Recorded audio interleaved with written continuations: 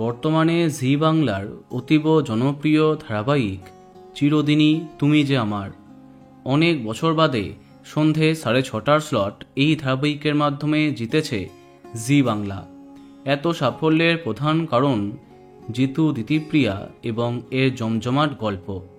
কিন্তু দিনের শেষে তাদেরকেই কেন বাদ পড়তে হলো? এমন অবস্থায় তাদের ভক্তদের মন খারাপ হতে বাধ্য। আগামীকাল জি বাংলায় সম্পন্ন হচ্ছে বৈশাখী উৎসব, যেখানে জি বাংলার সমস্ত ধারাবাহিকের প্রধান নায়ক নায়িকাদের দেখা যাচ্ছে।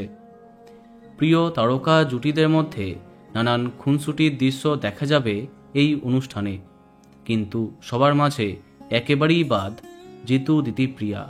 এই বিশেষ অনুষ্ঠানে কেন নেই চিরদিনই তুমি যে আমার ধারাবাহিকের আর্য অপর্ণা? তাদের ছাড়া সবাইকেই দেখা যাচ্ছে। এমন অবস্থায় তাদেরকে কেন বাদ দিল কর্তৃপক্ষ? এই প্রশ্ন সবাই জানতে চায়। এই বিষয়ে খোঁজ নিয়ে জানতে পারলাম এই মুহূর্তে চিরদিনই তুমি যে আমার ধারাবাহিকে একদমই এপিসোড ব্যাংকিং নেই।